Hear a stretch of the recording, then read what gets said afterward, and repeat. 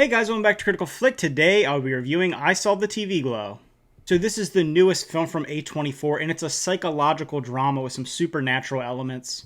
It stars Justice Smith as a young man named Owen and Bridget Lundy Payne as a young woman named Maddie. And throughout the film, these two characters are enthralled with this television series called The Pinkopaic. This film takes place in kind of the 90s to early 2000s period. And this TV show is akin to kind of like a Buffy the Vampire Slayer type show, but it really becomes very important to them. It kind of blends into their identities as people. The show serves as kind of a form of escapism for these characters, and it blends into their reality by the end of the film. This is really one of those movies, by the time you're leaving the theater, you really may be questioning what you've just seen and you really want some answers. At least that's how I felt leaving the theater. And discussing with the other people around me, we all had kind of different interpretations or different understandings of what we had just seen. This movie has some really surreal elements where we don't know if what's happening on screen is truly happening or it's just being imagined. The film really does have some themes about memory and kind of rediscovering things that were important to us as young people and how that affects us moving forward.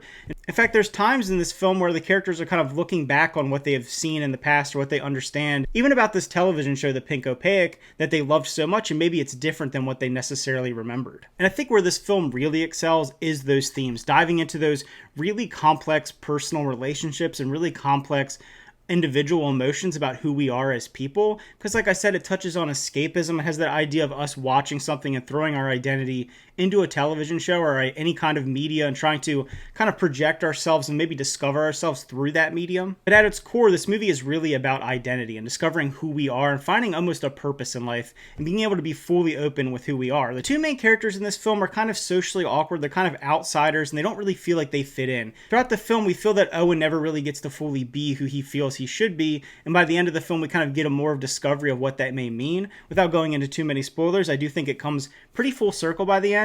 If you really closely pay attention to what's happening, I do think if you passively watch this film, you'll be like, what the heck is going on here? And that's maybe not the greatest thing in the world for a film to really involve so much intense focus on just the little elements of it, but I personally enjoyed it. Maddie, the other character in the film, really seems to discover who she is earlier on in the narrative opposed to Owen, and it kind of is this guiding light through him throughout the story and him trying to discover who he is and maybe feeling like he can fill that void within himself but not being able to do so. And there's a lot of kind of fourth wall breaks with Justice Smith where he's telling you as an audience that he is fine, he understands what's happening and that he's okay, but it's really him trying to convince himself. And as you're seeing his life play out with multiple time jumps, you start to see that he really isn't feeling fulfilled. He's not really moving forward. He's not really finding a purpose, and he's just wading his way through life like many people do without trying to find their true identity or their true purpose. So I do like how it dives into that by the end. It takes a little while to get there, and I think the director of this film does a good job of making you feel almost like our main character. You feel very uneasy at times. There's a use of kind of disturbing or unsettling imagery. There's some long moments of silence or moments where a character is giving just a huge amount of exposition, a huge amount of dialogue that almost makes you feel uncomfortable as an audience member, and it kind of puts you in the seat of the character. And I think for some people, it'll be a little unsettling and they might not enjoy this film. And this is one of those movies where I feel like you're going to either really like it or you're going to probably really dislike it.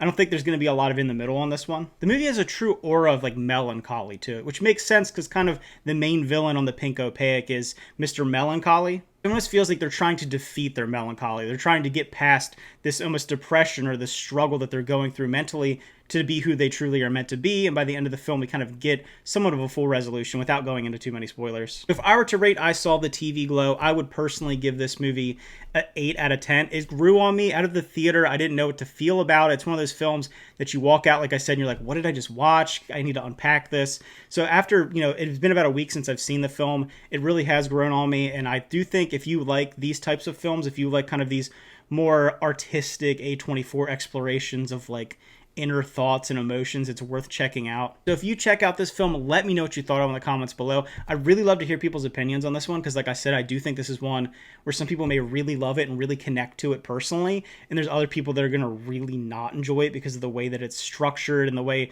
that there's no real strong narrative throughout. So again, thanks for watching. Remember to like and subscribe. See you guys next time.